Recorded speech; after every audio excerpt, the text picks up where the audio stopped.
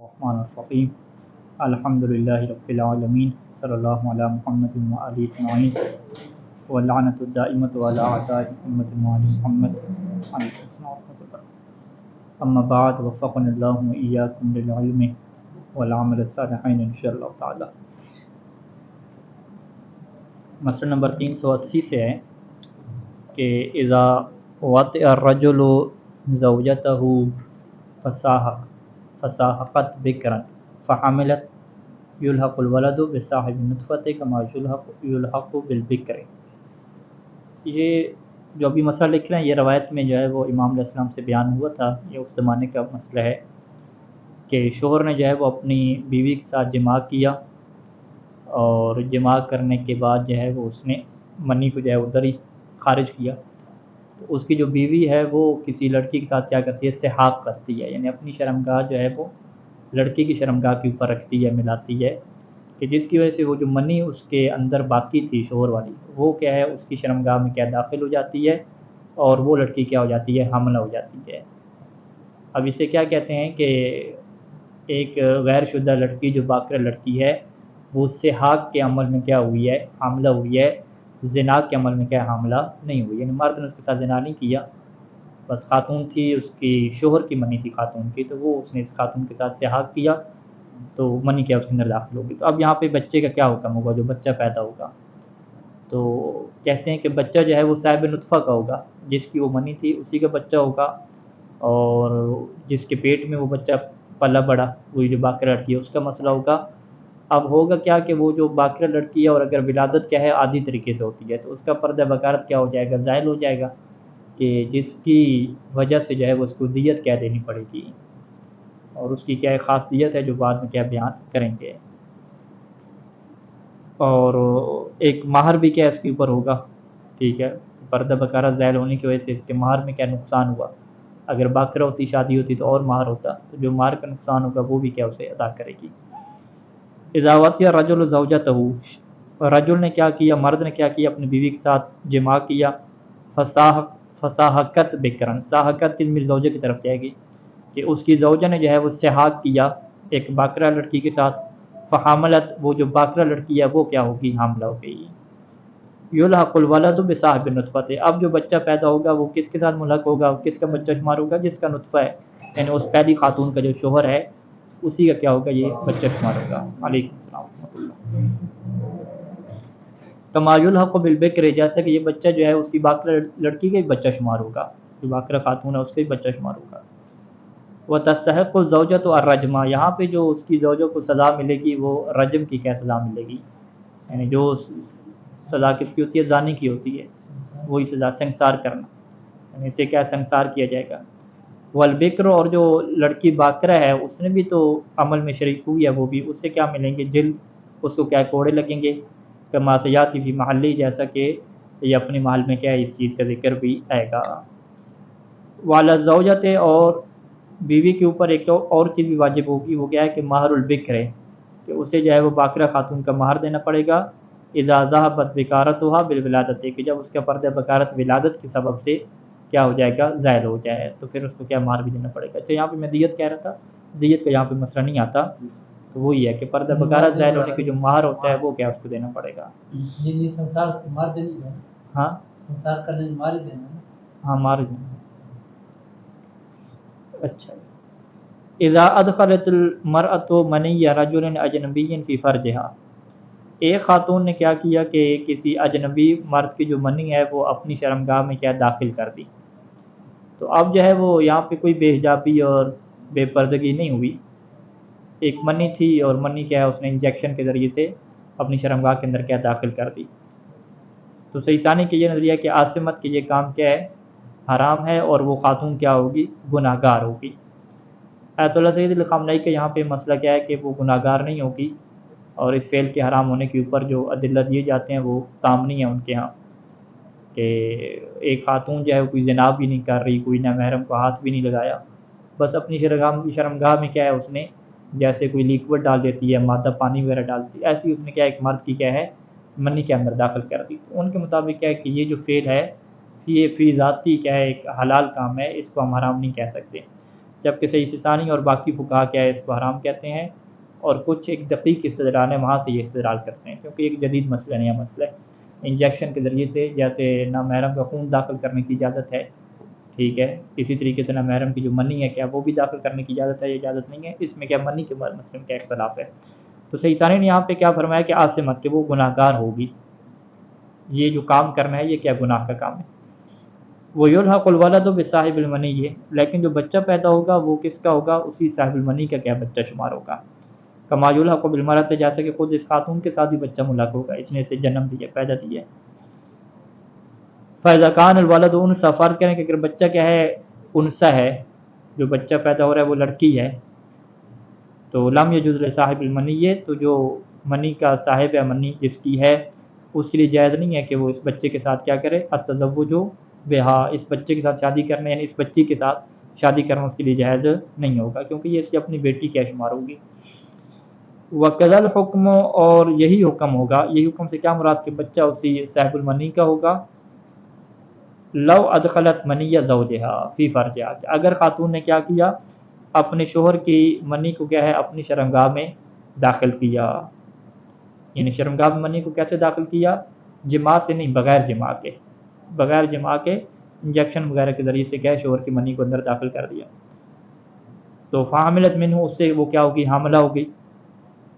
تو پھر بھی کیا یہی حکم ہے۔ لیکن فرق کیا ہے کہ لا اسم علیہ فی ذلک، شوہر کی منی کو داخل کرنے میں کیا ہے کوئی گناہ یہاں پہ نہیں ہے۔ ایک آگے مسئلہ آئے گا کہ اگر اس کا شوہر فوت ہو چکا ہے اور اس کی منی جو ہے وہ سیو ہے، محفوظ ہے، جیسے کہ آج کل جدید دور چل رہا ہے یورپ وغیرہ میں کہ منی اور سپرم کو وہ کیا ہے اپنے سیو کروا دیتے ہیں، تو اب شوہر فوت ہو گیا تو فوت ہو جانے کے بعد وہ اپنے شوہر کی منی جو ہے وہ اسپتال سے لیتی ہے اور وہ انجیکشن کے ذریعے سے اندر انجیکٹ کرواتی ہے بچہ پیدا کرنے کے لیے، تو یہ کہا کہ یہ جائز نہیں ہے مرنے کے بعد۔ اگر شوہر زندہ ہے تو پھر اس کی منی کو کیا داخل اندر کر سکتی ہے۔ اذا زنا بامرأة ليست بذات بعل ولا في عدة الغير ثم تزوج بها، ایک بندہ ہے اس نے کسی خاتون کے ساتھ زنا کیا جو کہ خاتون کیا تھی، شادی شدہ بھی نہیں تھی، اگر شادی شدہ ہوگی وہ تو ہمیشہ کے لیے حرام ہو جائے گی، ولا فی عدت الغیر، اور دوسری کی عدت میں نہیں تھی، دوسری کی عدت میں ہوتی تو پھر بھی حرام ہو جاتی، تو اب یہ خاتون حرام نہیں ہوتی، فقط اس میں کیا ہے کہ وہ اس خاتون کا توبہ کرنا واجب ہوتا ہے، نکاح کے صحیح ہونے کے لیے کیا ہے توبہ کرنا شرط ہوتی ہے۔ تو اب یہ جو زانی بندہ ہے ثم تزوج بها، اس خاتون کے ساتھ اس نے کیا کر لی، شادی کر لی، فولدت، اب اس نے کیا بچے کو جنا ہے، ٹھیک ہے جی، اب جب اس کا بچہ پیدا ہو گیا، ولم یعلم، اور اسے پتہ نہیں ہے کہ ان الولد من الحلال او الحرام، کہ یہ جو بچہ ہے وہ آیا حلال کا ہے یا حرام کا ہے، علیکم السلام ورحمۃ اللہ، یحکم بانہ من الحلال ہے، تو یہاں پہ کیا حکم لگایا جائے گا کہ وہ بچہ کیا ہے، حلال کا ہے۔ اچھا، اس مسئلے کو جو ہے وہ پاکستان میں غیر مقلدین میں جو ہے وہ توضیح المثال میں یہ مسئلہ موجود ہے، انہوں نے اٹھایا، عنوان کیا دیا کہ صحیح ثانی نے زنا کے بچے کو حلال کا بچہ کہا ہے، میں نے کہا وہ کہاں پہ کہا، انہوں نے یہ مسئلہ بھیجا کہ وہ خاتون کے ساتھ زنا ہوا، زنا کے بعد اس کے ساتھ شادی ہوئی، پھر جو ہے وہ بچہ پیدا ہوا، بچہ پیدا ہونے کے بعد اب پتہ نہیں ہے کہ وہ حلال کا یا حرام کا ہے، تو وہ انہوں نے کہا کہ یہ دیکھو لکھا ہوا ہے کہ حلال کا بچہ ہوگا، یعنی زنا کی یا بچہ پیدا ہوا اور حلال کا بچہ، ٹھیک ہے، یہ زنا کے بچے کیا حلال کا کہہ رہے ہیں، میں نے کہا یہ بات تو نہیں ہے، یہ ہے کہ ولم یعلم، اسے پتہ نہیں ہے کہ حلال کیا حرام کا، میں نے کہا اس کا کیا مطلب ہے، میں نے کہا اس کا یہ مطلب ہے کہ شادی سے پہلے بھی اس نے زنا کیا ہے، شادی کے بعد بھی اس نے کارروائی کی ہے، اب پتہ اسے نہیں چل رہا کہ یہ جو بچہ ہے میری اس کارروائی والا ہے جو شادی سے پہلے کا ہے یا اس کارروائی والا ہے کہ جو شادی کے بعد کا ہے، تو جب پتہ اسے نہیں چل رہا، امکان ہے، دونوں امکان موجود ہیں، اور یہاں پہ وہ شرائط بھی پہلے 3 والی آئیں گی کہ 6 مہینے سے پہلے ہی بچہ پیدا نہیں ہوا، یہ کب امکان پیدا ہوتا ہے کہ جماع کیے ہوئے 6 مہینے دونوں کے بنتے ہیں، 6 مہینے کے بعد بچہ پیدا ہو رہا ہے، سال کا گیپ بھی نہیں ہے، تو یعنی پتہ نہیں چل رہا کہ یہ اس منی کا ہے جو کیا ہے شادی سے پہلے ہو یا اس منی کا ہے جو شادی کے بعد ہو، اور فرض کریں میڈیکل تو یہ تو نہیں بتائے گا نا یہ اس کی منی کا ہے، وہ یہ تو نہیں بتائے گا کہ یہ اس وقت کی منی ہے جب نکاح ہو چکا تھی، وہ یہ تو نہیں بتائے گا، ٹھیک ہے، اس نے فرض کریں کہ ابھی زنا اس کے ساتھ کیا ہے، زنا کے بعد کیا ہے نکاح ہوا ہے، نکاح ہونے کے بعد رات کو اس نے دوبارہ کیا ہے جماع کی ہے، ٹھیک ہے، اب بچہ پیدا ہو گیا، تو کس کا بچہ، یہاں پہ کیا ہم یہ کہیں گے کہ زنا والے بچے کو حلال کہا، یہاں پہ زنا والے کو نہیں کہا، وہ جو مشکوک بچہ ہے جس کی ولادت کا پتہ نہیں چل رہا کہ کیا یہ اس منی کا ہے کہ جو شادی سے پہلے والی تھی یا اس منی کا ہے جو شادی کے بعد والی ہے، تو اس صورت میں کیا بچے کے حلال ہونے کا حکم لگایا جائے گا۔ تو مطلب کیا کہ اتنے آسان مسئلے بھی کیا عوام نہیں سمجھتی، سیدھا کہتی ہے جی زنا والا، یعنی آپ کو پتہ ہے، ساری قوم کو پتہ ہے کہ زنا کا بچہ کیا ہوتا ہے، حرام کا ہوتا ہے، اور صحیح سیستانی کو فقہا کو نہیں پتہ، یعنی کیا سمجھا ان لوگوں نے۔ اچھا ایک بندے نے کہا جی صحیح سیستانی نے بندر کو جو ہے وہ حلال کہا ہے، یہ کہاں کا ہے، وہ آگے جو آئے گی ذبح کی بحث آئے گی کہ اگر حرام جانور کو اگر ذبح کیا جائے شرعی طریقے سے تو وہ پاک ہو جاتا ہے، ان کا یہ دیکھیں پاک ہو جاتا ہے، پاک ہو جاتا ہے، حلال تھوڑی لکھا ہوا ہے، پاک اور حلال میں کیا فرق ہے، یعنی عجیب ہے۔ میں نے کہا آپ کو پتہ ہے بندر جو ہے وہ حرام ہے، ان کو نہیں پتہ، ٹھیک ہے، یعنی جو جیسے کہتے ہیں فقہا آپ کے قیاس کرتے ہیں، قیاس جو ہے وہ زنا اور لواط سے بڑا گناہ ہے، ٹھیک ہے، اس کی وجہ سے کفر کی حد تک انسان پہنچ جاتا ہے دین کے مقابلے میں نہ۔ تو یعنی زنا اور لواط کے حرام ہونے کا فقہا کو پتہ، قیاس کے حرام ہونے کا پتہ نہیں ہے، اور یہ سارے فقہا کیا ہے قیاس مزے سے کر رہے ہیں۔ مکتب تشیع کے بچے کو پتہ ہے کہ زنا، لواط اور قیاس بھی بہت بڑے گناہ کبیرہ ہیں، ٹھیک ہے، اور وہ کس کے اوپر الزام دے رہے ہیں، سیدھا سیدھا فقہاء تشیع کو دے رہے ہیں کہ ان کو جیسے پتہ ہی نہیں ہے، یہ سارے کے سارے کیا گناہ کر رہے ہیں۔ تو وہ یہی بات ہو گئی کہ شیعوں کے ہاں حافظ نہیں ہوتے، اور یہ شام غریبوں کو کیا ہے گڑبڑ کرتے ہیں، اس طرح کی پروپیگنڈے نہیں ہیں، یہی جو ہے وہ ان کے ذہنوں میں بیٹھا ہوا ہے کہ شیعہ کے فقہاء کیا کرتے ہیں، گناہ کرتے ہیں، قیاس جیسے گناہ، زنا والے بچوں کو حلال کہنا، بندر کو حلال کہنا، یہ اس طرح کی چیزیں بیٹھی ہوئی۔ اچھا تو یہ تو کیا تھا کہ بچے کے بارے میں جو ہے وہ کنفرم نہیں تھا کہ یہ حلال سے ہے یا حرام سے، حلال سے ہے یا حرام سے کیا مطلب، یعنی حلال سے ہے کیا مطلب، یہ اس جماع سے ہے جو نکاح کے بعد ہوا ہے، اول حرام حرام سے ہے یعنی یہ اس زنا سے ہے جو نکاح سے پہلے تھا، یعنی کیا مطلب کہ یہاں پہ اس نے اس خاتون کے ساتھ 2 دفعہ کارروائی کی ہے، 2 دفعہ جماع کی ہے، ایک جو ہے وہ نکاح سے پہلے، وہ تو واضح ہے، ایک نکاح کے بعد بھی کیا اس نے کیا اس طرح کے جماع کیا جس میں اس نے کیا منی کو فارغ کیا ہے۔ اب جب دونوں صورتیں ہو گئی ہیں تو اب اسے کیا کنفرم نہیں ہو رہا کہ یہ بچہ جو ہے وہ کون سی حمل جو ہے وہ کب ٹھہرا تھا، پہلی والی صورت میں ٹھہرا تھا یا دوسری والی صورت میں۔ لیکن اگلا مسئلہ کیا واضح ہے، وہاں پہ اسے پتہ ہوتا ہے کہ لو زنا بامرأۃ فحملت منہ، یعنی خاتون کے ساتھ زنا کیا، فحملت منہ، وہ حاملہ بھی ہوگی، یعنی فحملت منہ یعنی من زنا، اسی زنا سے وہ کیا ہوگی، حاملہ ہوگی، وولدت، اور اس کے بعد کیا اس کا بچہ پیدا ہوا، تو کان الولد ولد حرام ہے، یہ تو واضح ہے کہ یہ بچہ کیا ہو جائے گا، ولد حرام کہلائے گا، زنا کے بچہ کہلائے گا۔ فلا یتوارثان، وہ دونوں آپس میں وارث بھی نہیں بنیں گے، کیونکہ ولد زنا کیا وارث نہیں بنتا، نہ جو ہے وہ باپ اس سے میراث پاتا ہے، نہ جو وہ ہے وہ باپ سے کیا پاتا ہے، میراث پاتا ہے۔ وَإِن تَزَوَّجَ بِأُمِّهِ بعد الحمل، اگرچہ حاملہ ہونے کے بعد وہ اس بچے کی ماں کے ساتھ کیا کر لے، شادی بھی کر لے، یعنی یہ جو کسی لڑکی کے ساتھ زنا کیا وہ حامل ہوگی تو حمل کے دوران شادی کرنا جائز ہے، ٹھیک ہے، اس میں عدت گزارنا واجب نہیں ہوتا۔ تو اس نے جب زنا کیا، وہ خاتون حاملہ تھی، اس نے توبہ کیا، اس نے کیا شادی بھی اس کے ساتھ کر لی، اب جو بچہ پیدا ہوگا یہ ہوگا تو کسی شوہر کی، کسی اور کا نہیں ہوگا، لیکن وہ کیا کہلائے گا، ولد الحرام ہی کہلائے گا، ولد حلال کیا ہے، نہیں کہلائے گا۔ المتولد من ولد الزنا، ولد الزنا کا جو بچہ ہے، یعنی جو ولد الزنا سے پیدا ہوتا ہے، یعنی ایک بچہ حرام کیا ہے، اس کی آگے شادی ہوئی، اذا کان من وطن مشروع، یعنی متولد من ولد الزنا ہے لیکن وطی ان کی کیا ہوئی، مشروع ہو رہی ہے، ان کی جائز وطی تھی، یا وطی بھی شبہ تھی، یا نکاح صحیح ہو گیا ان کا، صحیح طریقے سے ان کی وطی تھی، تو فَهُوَ وَلَدٌ حلال، تو یہ بچہ کیا رہے گا، حلال کا کیا ہے بچہ رہے گا، یعنی حرام کا بچہ کیا رہے گا، حلال کا رہے گا، کب کہ جب حرام کے بچے نے نکاح کر کے شرعی طریقے سے کیا کیا ہو، جماع کیا ہو، اور بچہ کیا ہے اسی حلال کیا جماع سے پیدا ہوا ہو، یعنی یہ سلسلہ نہیں چلے گا یہ حرام کا بچہ ہے جس کی ساری اولاد بھی حرام کی بنتی جائے گی، جیسے وہ شرعی طریقے سے شادی کرے گا تو پھر اس کی آگے اولاد، اس کی اولاد کیا حلال ہو جائے گی۔ لا یجوز اسقاط الحمل و انکان من صفاح، یہ جائز نہیں ہوتا حمل کو ساقط کروانا، وہ انکان یعنی انکان الحمل من صفاح، اگرچہ یہ حمل کیا ہے، زنا کا ہے، صفا یعنی بدکاری کا ہے، الا، مگر کس صورت میں جائز ہوتا ہے، وہ ضرر اور حرج کی کیا 2 صورتیں ہیں،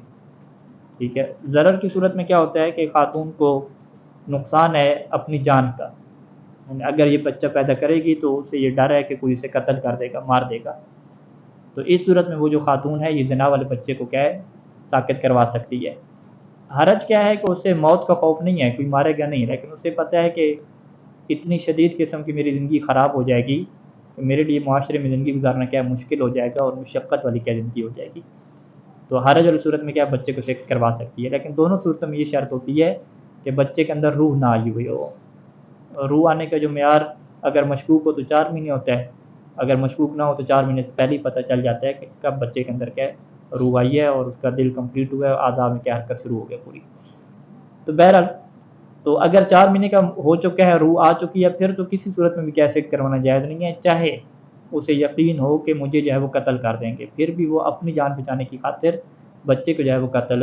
نہیں کر سکتی اگر وہ 4 مہینے کا ہے۔ یہ جو ضرر اور حرج کی وجہ سے سکت جائز ہوتا ہے، چاہے شادی شدہ خاتون ہو یا زنا والی ہو، دونوں کے لیے جو ہے وہ شرط رہی ہوتی ہے کہ 4 مہینے سے پہلے والا ہو۔ اور اس سک کروانے کی صورت میں آگے مسئلہ آئے گا، بلکہ یہ پیچھے گزرا بھی ہے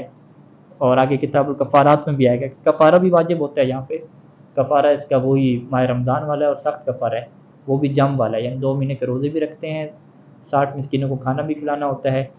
اگر جان بوجھ کے ایسا کیا، اور ایک غلام آزاد کرانا ہوتا ہے، کیونکہ غلام ہے نہیں تو اس کی جگہ پہ کیا ہوتی ہے استغفار ہوتی ہے۔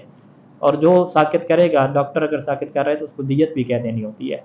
زنا کے جو بچے کی دیت ہے وہ امام علیہ السلام کو ملتی ہے، اور اگر امام علیہ السلام موجود نہ ہو تو فقیہ جامع شریعت کو دینا ہوتی ہے، اور وہ وہاں پہ خرچ کرتا ہے کہ جہاں پہ کیا ہوتے ہیں امام راضی ہوتے ہیں۔ اور دیت بھی اس کی تھوڑی نہیں بنتی، تقریباً 1 کلو چاندی، 1.5 کلو چاندی، 2 کلو چاندی، اتنی کیا بنتی ہے۔ اگر 4 مہینے کا کمپلیٹ ہو تو وہ تقریباً اگر لڑکا تھا تو 2.5 کلو کیا بنتی ہے، بلکہ 2.5 کلو بھی نہیں، ہاں 2050، ہاں 1000 گرام، 1000 گرام، ہاں 2.5 کلو بنتی ہے۔ اس طرح کیا ہے کافی زیادہ بنتی ہے بہرحال۔ یہ حساب آگے آئیں گے انشاءاللہ، ایک بحث پوری ہے کہ وہاں پہ سارے حساب کتاب بیان کریں گے۔ اللہ کیا ہے، یعنی اسقاط حمل جائز ہوگا فی ما، اس صورت میں اذا خافت الام الضرر علی نفسها، کہ جب اس کی ماں کو خوف ہو، ٹھیک ہے، خوف میں یقین ہونا ضروری نہیں ہوتا، بس دل میں خوف آ جائے، ایک احتمال بھی ہو یہی کافی ہوتا ہے کہ اسے اس بات کا احتمال ہو، خوف ہو کہ الضرر علی نفسها، کہ اس کی جان کو کیا پہنچے گا، نقصان پہنچے گا، ضرر کیا ہے اس کو، وہ مالی ضرر، کیا نام، جسمانی ضرر، علی نفسها یہاں پہ مال نہیں کہا، نفسها یعنی جسمانی ضرر اسے پہنچے گا۔ جسمانی ضرر میں کیا ہو سکتا ہے،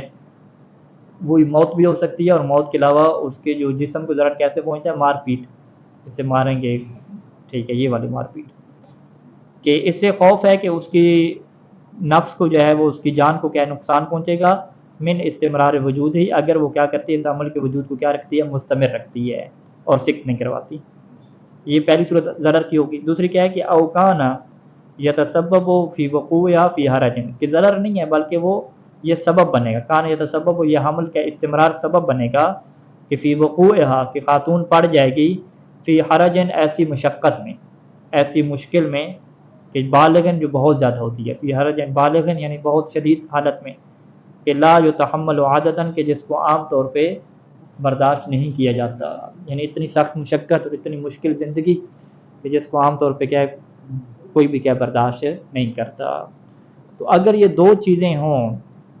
تو پھر وہاں پہ کیسے جائز ہوتا ہے، فإنه وجود اللہ ہی نظر، تو اس صورت میں اس کے لیے جائز ہوتا ہے کہ اسقاطہ، کہ وہ اس عمل کو ساقط کرواتے، لیکن شرط کیا رہتی ہے، ما لم تلجہ الروح، جب تک اس کے اندر کیا ہے روح نہ آئی ہوئی ہو۔ واما بعد ولوج الروح فیہ، لیکن اگر اس کے اندر روح آ گئی ہے تو فلا یجوز الاسقاط، پھر تو جو ہے وہ اسقاط کروانا جائز نہیں ہوتا، حتی فی حالت الضرر والحرج علی الاحوط لزوما، حتیٰ کہ ضرر اور حرج والی دونوں حالتیں بھی موجود ہوں، پھر بھی احتیاط واجب کے طور پہ سکت نہیں کروا سکتے۔ وَإِذَا أَسْقَطَتِ الْأُمُّ حَمْلَهَا، اور اگر ماں اپنے حمل کو ساقط کرے گی، ماں کیسے ساقط کرے گی، یعنی خود اس نے دوائی کھائی، تو اس صورت میں کیا ہے، واجبت علیہ دیت، خود اس ماں کے اوپر کیا ہوگی، اس کی دیت ادا کرنا واجب ہوگی۔ وَقَضَا، اسی طریقے سے لو اسقطہ الاب، باپ اس کو ساقط کرتا ہے، اور شخص ثالث یا کوئی تیسرا بندہ اس کو ساقط کرتا ہے، جیسے طبیب ڈاکٹر ہے، تو کیا ہو جائے گی، ان کے اوپر کیا ہو جائے گی، دیت واجب ہو جائے گی، یعنی جو اس کو ساقط کرے گا، اسے کیا کہتے ہیں، مباشر، جو اس کام میں مباشر کیا ہوگا، شریک ہوگا۔ اگر وہ دو مل کے ہیں ڈاکٹر سے کرنے والے تو دونوں کے اوپر آئے گی، اگر ایک ہے تو ایک کے اوپر کیا آئے گی۔ ٹھیک ہو گیا جی۔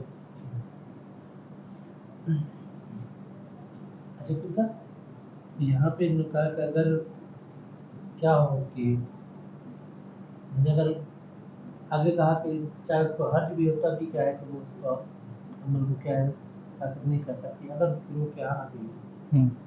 ہمارے یہاں جو پاکستان میں جو حالات ہیں، اگر وہ احساس نہیں کرتی بچی کو تو کیا ہوگا کہ اس کو قتل کر دی اس طرح کی خاندانی رسم و رواج ہیں چار مہینے کے بعد ہاں وہ اپنے قتل برداشت کرے گی، اپنے قتل کے ساتھ دوسرے کو قتل نہیں کر سکتا۔ اس صورت میں بھی تو بچہ قتل ہی ہو جائے، جب ان کو پتہ چلے گا اس کو قتل کرے گی ساتھ تو بچہ کیا ہوگا؟ پھر بھی وہ اپنے آپ کو بچانے کے لیے، بچے کو بچانے کے لیے پہلے سے ہی قتل نہیں کر سکتی، کوئی اور کرے تو ٹھیک ہے، یہ اپنے ذمہ تو گناہ نہ لے۔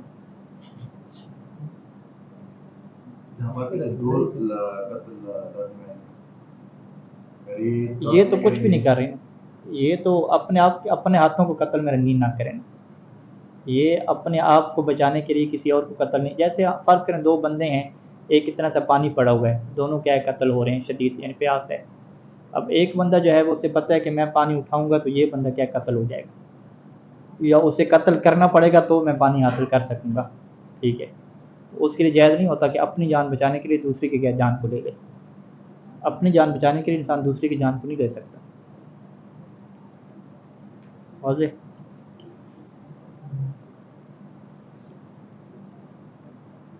یجوز للمرأۃ استعمال ما یمنع الحمل، خاتون کے لیے جائز ہوتا ہے کہ ایسی چیزوں کے استعمال کرے کہ جو حمل کے لیے مانع بنیں گے۔ حمل کے لیے مانع بننے کی فقہی تعبیر یہ ہوتی ہے کہ حمل ٹھہرے گی نہیں، انعقاد نطفہ ہو گئی نہیں، ٹھیک ہے، پہلے ہی سے وہ جو نطفہ ہے وہ بیضہ میں پہنچنے سے پہلے وہ کیا ضائع ہو جائے گا ادھر سے، یعنی اس کی رستے ہی رک جائے گا، آگے جائے گی نہیں۔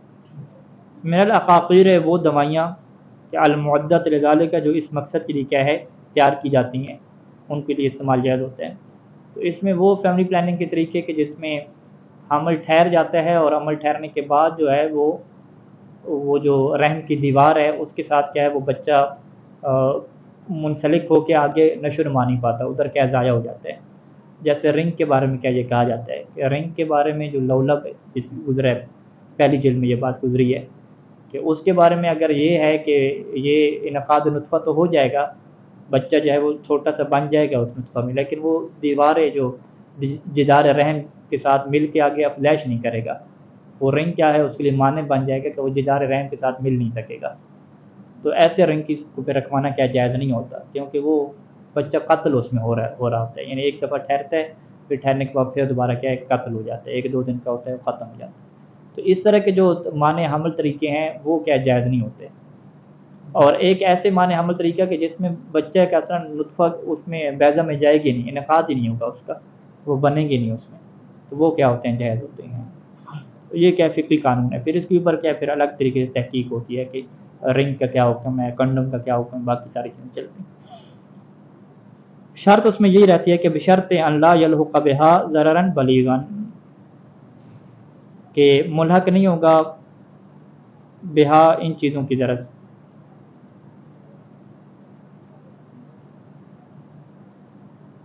خاتون کو ملحق نہیں ہوگا ضرر بلیغ، ان لا یلحق بہا یعنی کہ وہ خاتون کو ملحق نہیں ہوگا، دوا اس پہ نقصان دہ نہیں ہوگی، نہیں معنی واضح ہے کہ دوائی استعمال کر سکتی ہے، لیکن شرط کیا ہے کہ خاتون کو نقصان شدید نہیں پہنچے گا۔ اس کو عربی نحوی طور پہ کیسے اس عبارت کو حل کریں گے؟ بشرط ان لا یلحق بہا ضررا بلیغا، آگے کہا نا ضررا بلیغا، کہ خاتون ملحق نہ ہو جائے ان دوائیوں کے سبب سے ضرر بلیغ کو، ٹھیک ہے۔ اور یلو کا مذکر کیوں بنا؟ کیونکہ اس سے متعدی بنانے کے لیے حرف جارہ کا سہارا لیا ہے، تو حرف جارہ میں وہ فقط ضمیر کیا چینج ہوتی رہتی ہے، باقی فعل کیا رہتا ہے واحد مذکر ہی رہتا ہے۔ تو اللہ یلو کا بہا یعنی ان دوائیوں کے سبب سے خاتون ملحق نہ ہو جائے ضرر بلیغ کے اوپر، یعنی اسے ضرر بلیغ نہ پہنچے۔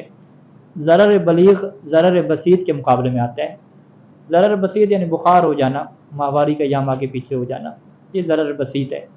ضرر بلیغ کے اندر کتنے ضرر آتے ہیں؟ دو ضرر آتے ہیں، ایک موت آتی ہے اور دوسرا کیا ہے کہ ایک ایسا ضرر جس میں جسمانی اعضاء میں سے عضو رئیسی کیا ہو جائے گا، ضائع ہو جائے گا، جیسے گردے ختم ہو جائیں گے دونوں کے دونوں، آنکھیں ایک آنکھ ختم ہو جائے گی، ٹھیک ہے، ایک بازو شیل ہو جائے گا، اس طرح کا ضرر بلیغ۔ تیسری قسم وہ ضرر بسیط کی ہوتی ہے، یعنی موت اعضاء رئیسی میں سے کسی کا ختم ہو جانا اور کیا ہے ضرر بسیط آ جائے گا۔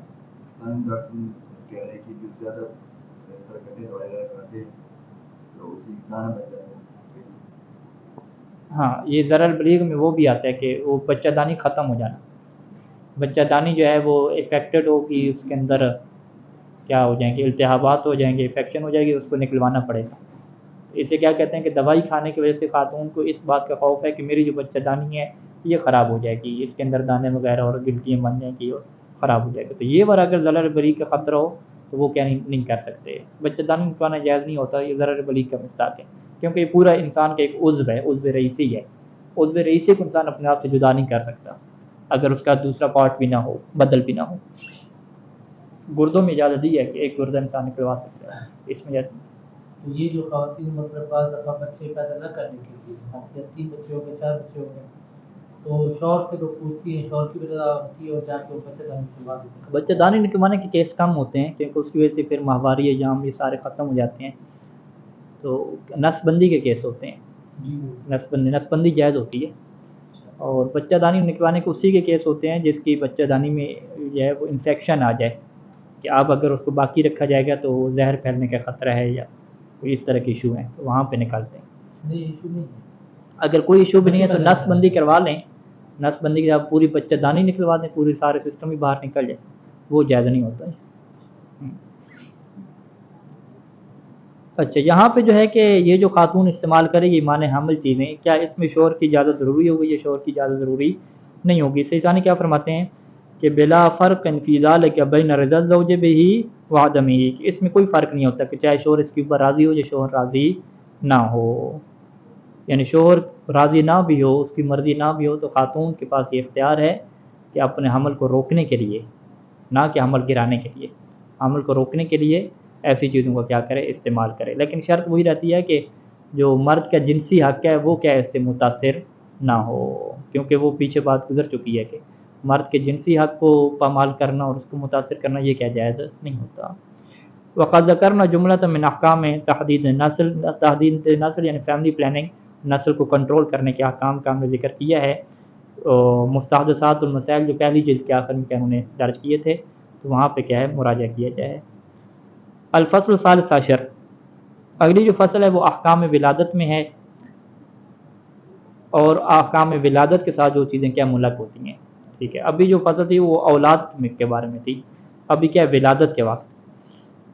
للولادت والمولود، ولادت کے اور خود جو مولود بچہ پیدا ہو رہا ہے اس کے سنن ہیں، بہت سارے آداب ہیں، بعض واجب ہیں اور بعض کیا مستحب ہیں، چند ایک کیا یہاں پہ ذکر کر رہے ہیں۔ پہلا یہ ہے کہ ینبغی مساعدۃ المرأۃ عند ولادتها، کہ جب خاتون کا ولادت کا وقت قریب ہو، بچے کو پیدا کر رہی ہو، تو ینبغی چاہیے، یعنی ینبغی تعبیر نصیحت کے بارے میں ہے، تو اس خاتون کی مساعدت کرنا، اس کی مدد کرنا، یہ کیا ہے مناسب ہے۔ اب مدد کیا ہے، وہ پیسوں کے ذریعے سے بھی ہو سکتی ہے، پیسے وغیرہ اسے دینا، کھانے پینے کی چیزیں دینا، اور باقی کیا ہے فزیکلی جسمانی طور پہ اس کے قریب رہنا، اسے مدد دینا، یہ کیا ہے مستحب ہے۔ اچھا بل یجب ذالک کفایۃ، بلکہ اس طرح کی خاتون کی مدد کرنا جو ڈائریکٹ مدد ہوتی ہے یہ بعض کا واجب کفائی بھی ہوتی ہے۔ کب؟ اذا خیف علیہا، جب خاتون کے اوپر خوف ہو، او علی جنینہا، یا اس کا جنین جو ہے اندر اس کے اوپر خوف ہو، کس بات کا خوف ہو کہ من التلف ہے، کہ وہ کیا ہو جائے گا، تلف ہو جائے گا، ضائع ہو جائے گا، خاتون کی جان کو خطرہ ہے اگر انہوں نے مدد نہ کی، یا اس کے بچے کو خطرہ ہے اگر انہوں نے خاتون کی مدد نہ کی، او ما بحکم، یا جو تلف کے حکم ہے، تلف کے حکم میں کیا ہے ضرر بلیغ، ضرر بلیغ یعنی بہت بڑا کیا ہے ان کا نقصان ہو جائے گا، پوری بچہ دانی ان کی ضائع ہو جائے گی، یا گردہ فیل ہو جائے گا، یا بچے کو کیا اس طرح کا بڑا نقصان کا خوف ہے، تو وہاں پہ پھر کیا واجب کفایہ ہوتا ہے، یعنی اگر کوئی بھی مدد نہیں کرے گا تو سارے کیا ہوں گے، گناہ گار ہوں گے۔ وَلَوْ تَوَقَّفَ تَوْلِيدُهَا، اس خاتون کا ولادت دینا اگر موقوف ہو کہ علی النظر واللمس، کہ کوئی اسے دیکھے گا اور اس کو چھوئے گا، اور دیکھنا اور چھونا کیا ہے، المحرمین، ایک ایسا دیکھنا اور چھونا ہے کہ جو رجال اجانب کے اوپر کیا ہوتا ہے، حرام ہوتا ہے، یعنی ایسا دیکھنا اور ایسا چھونا کہ جو نامحرم مردوں کے اوپر کیا ہوتا ہے، حرام ہوتا ہے۔ دیکھنے اور چھونے کی کیا ہے وہ دو قسمیں ہوتی ہیں، خاتون کو جو ہے وہ شرمگاہ کو دیکھنا یہ تو سب کے اوپر حرام ہے، چاہے محرم ہو، اس کا بھائی ہو، اس کا والد ہو، اس کا بیٹا ہو، یہ تو سب کے اوپر حرام ہے۔ شرمگاہ کو ہاتھ لگانا، لمس کرنا، یہ تو کیا سب کے اوپر حرام ہے، اسے کیا کہتے ہیں، علی غیر الزوج، شوہر کے علاوہ شرمگاہ اور شرمگاہ کو ہاتھ لگانا، دیکھنا، یہ کیا حرام ہوتا ہے۔ لیکن جب بات کرتے ہیں رجال اجانب کی، جب بات ہوتی ہے تعبیر غیر زوج کی استعمال نہیں ہوتی، رجال اجانب کی استعمال ہوتی ہے، تو اس کا کیا مطلب ہے کہ یہ ایک ایسی نگاہ ہے کہ جو فقط رجال اجانب کے اوپر حرام ہے لیکن محرم کے لیے وہ جائز ہے. تو وہ پھر کون سی نگاہ ہوتی ہے؟ شرمگاہ کے علاوہ. شرمگاہ کے علاوہ خاتون کے کیا بدن کو دیکھنا اور اس کو ہاتھ لگانا یہ محرم کے لیے کیا ہوتا ہے؟ جائز ہوتا ہے. لیکن شرط وہی رہتی ہے شہوت وغیرہ کے ایشو نہ ہو اور حرام میں پڑنے کے ایشو نہ ہو، کلی شرائط ہوتی ہیں. تو اگر انہیں خاتون کو دیکھنا پڑے گا اور لمس کرنا پڑے گا، لمس اور دیکھنا کیا مطلب، یعنی جو رجال جانب کے اوپر حرام ہے، با الفاظ دیگر یعنی شرمگاہ کو نہیں دیکھنا پڑے گا. شرمگاہ کے علاوہ باقاعدہ اس کو پکڑنا پڑے گا، ہاتھ لگانا پڑے گا خاتون کو، یا بے حجابی ہوگی اسے دیکھنا پڑے گا، تو لازمہ تو پھر واجب ہو جائے گا. واجب ہو جائے گا کیا مطلب کہ ان یتکلفہ الزوج، یا تو خود اس ولادت کو جو ہے وہ ذمہ داری لے، شوہر لے، یعنی شوہر کیا ہے اس کی ذمہ داری لے. کس کی ذمہ داری؟ دیکھنے اور ٹچ کرنے کی. یعنی یا شوہر لے یا جو ہے وہ خواتین لیں. خواتین میں پھر کوئی فرق نہیں ہے، کیونکہ خاتون کے لیے خاتون کو ہاتھ لگانا اور جسم کو دیکھنا شرمگاہ کے لیے جائز ہوتا ہے. یا جو تیسرا آپشن کیا ہے کہ محارمھا من الرجال ہے، یا پھر اس کے جو محرم مرد ہیں وہ کیا ہے اس کو ہاتھ لگائیں اور ٹچ کریں. کیوں؟ کیونکہ شرمگاہ کو تو نہیں دیکھنا پڑ رہا نا، یہ فقط کون سا ٹچ کرنا ہے اور کون سے نگاہ ہے کہ جو اجانب کے اوپر حرام ہوتی ہے. تو لہٰذا ان تین میں سے کوئی بھی آ سکتا ہے، اور ان تینوں میں سے کسی کے اوپر کیا ہو جائے گا، یہ واجب ہوگا اور واجب کفائی رہے گا. یعنی ان تینوں میں سے کسی ایک کے اوپر کیا ہے واجب ہے. یہ پہلا آپشن ہو گیا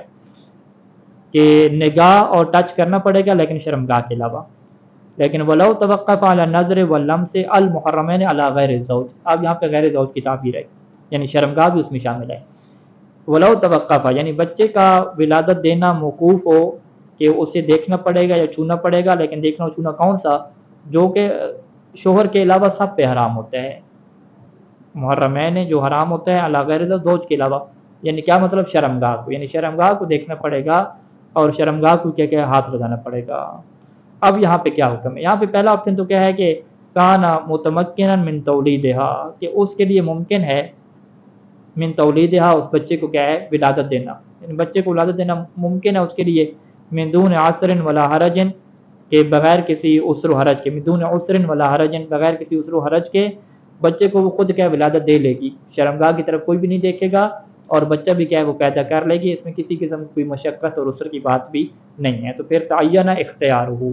تو پھر اسی کو کیا اختیار کرنا کیا ہو جائے گا؟ واجب ہو جائے گا. اچھا یہاں پہ ہم اگر صحیح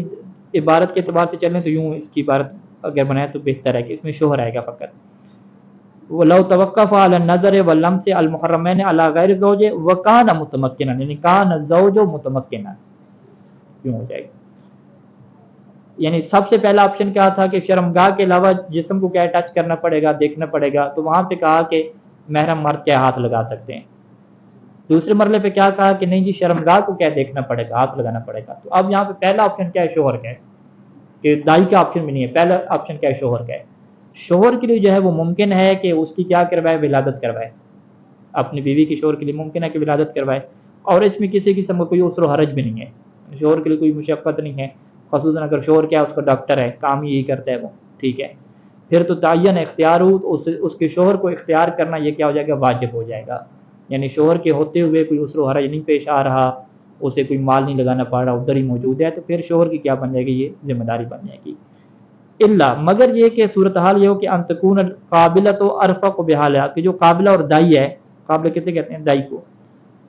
کہ وہ کیا ہے؟ ارفق ہے. ارفق کسے کہتے ہیں؟ نفع بخش، زیادہ مفید ہونا. یہ آپ لوگ تفصیل میں جائے گا.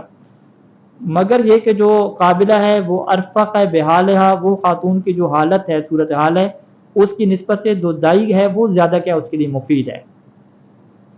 یعنی کیا صورتحال ہے کہ شوہر بھی جو ہے وہ اس کی ولادت کروا سکتا ہے، لیکن صورتحال کیا ہے کہ اگر دائی ہوگی تو وہ زیادہ اس کے لیے کیا بہتر ہے. ٹھیک ہے، وہ شوہر کہیں گے تمہیں کیا تجربہ ان چیزوں کا، ٹھیک ہے، لہٰذا دائی کو لے کر وہ زیادہ کیا فائدہ مند ہے. اب دائی آئے گی تو ظاہری بات ہے دائی کیا کہتی ہے کہ مجھے بھی اس کی شرمگاہ کو دیکھنا پڑے گا، ہاتھ لگانا پڑے گا. تو پھر یہ کیا ہو جائے گا؟ دائی کے لیے ہاتھ لگانا جائز ہو جائے گا، دیکھنا بھی جائز ہو جائے گا. کیوں؟ کیونکہ وہ اس کی حالت کی نسبت کیا ہے؟ زیادہ کیا ہے؟ مفید ہے. فیجوز لہا، تو اس صورت میں جائز ہے لہا اس خاتون کے لیے اختیار ہوا کہ وہ کیا کرے؟ اسی دائی کو کیا کرے؟ اختیار کرے. ہاذا فی حال الاختیار، یہ تو کون سی حالت اختیاری کی بات ہو رہی ہے کہ کوئی اس طرح کا اضطرار اور مجبوری پیدا نہیں ہو گئی. تو سب سے پہلے شوہر ہو گیا، شوہر کے بعد کیا ہوگی حالت اختیاری میں دائی کا کیا ہو گیا انتخاب ہوگا. قابل مراد یعنی ڈاکٹر بھی ہو سکتی ہے، لیڈی ڈاکٹر اس میں آ جائے گی. وہ اما عند الاضطرار، لیکن اگر کیا ہے اضطرار بن گیا، مجبوری بن گئی، فیجوز وان یولد الاجنبی، تو مجبوری کی صورت میں پھر جائز ہوتا ہے کہ کوئی بھی نامحرم مرد اگر موجود ہے اس کی کیا کرے، ولادت کرے. بل قد یجب ذالک، بلکہ بعض قد یہ کیا ہوتا ہے واجب ہوتا ہے کہ نامحرم کیا کرے، ولادت کا اس کا کام کرے اور اس کے بچے کو کیا ہے پیدا کروائے. نام لابد معه، لیکن اس اضطرار کی صورت میں پھر کیا ہوتا ہے ضروری ہوتا ہے. کیا چیز ضروری ہوتی ہے؟ قاعدہ ضرورت یہاں پہ چلتا ہے نا. اضطرار ان مجبوری بن گئی کہ اور کوئی ہے ہی نہیں، نہ دائی ہے نہ شوہر ہے، کوئی بھی نہیں ہے، مجبوری ہے. اگر کوئی بچہ اس کے پیدا نہیں کروائے گا تو خطرہ ہے. اور ایک ہی آپشن ہے ہاسپٹل میں جدھر جا رہے ہیں فقط مرد ہی ہیں، مرد کے علاوہ اور کوئی ہے بھی نہیں. تو یہاں پہ پھر کیا ہوتا ہے مرد کو اپنے اختیار میں دینا، ان مرد کو یہ اجازت دینا کہ وہ ولادت کروائے، یہ جائز ہوتا ہے. لیکن قید ضرورت کے تحت پھر ضروری ہوتا ہے کہ وہ جو مرد ڈاکٹر ہے وہ جتنی ضرورت ہے ضرورت کے مطابق کیا اسے دیکھے اور ہاتھ لگائے، ضرورت سے زیادہ کیا ہے وہ ہاتھ نہیں لگا سکتا. لابد معه یا لابد مال اضطرار، اضطرار کی صورت میں ضروری ہے کہ میرا اختصار فقط اکتفا کیا جائے، فی کل من اللمس والنظر، چھونے میں اور دیکھنے میں اکتفا کیا جائے، علی مقدار ضرورت، فقط کیا ہے ضرورت کی مقدار کے اوپر. اس کی وجہ کیا ہے کہ فإن الضرورات تتقدر بقدرها، ضرورت کی حد بندی کی جاتی ہے اس کی ضرورت کے مطابق. ٹھیک ہے، فإن الضرورات تتقدر، ضرورات کی حد بندی کر دی جاتی ہے بقدرها، جتنی ان کی کیا مقدار ہوتی ہے. جتنی مقدار میں ضرورت ہے اتنی مقدار میں کیا ہاتھ لگانا اور دیکھنا جائز ہوگا، اس سے کراس نہیں کر سکتے. جیسا کہ قاعدہ اضطرار کا ہر جگہ پہ قانون ہے. کوئی خاتون ڈوب رہی ہے، کسی کے گھر آگ لگ گئی ہے، تو وہ جتنی ضرورت ہوگی ضرر سے بچانے کے لیے وہی جائز ہوتے ہیں، زیادہ جائز نہیں ہوتا. صلی اللہ علیہ محمد وآلہ اجمعین.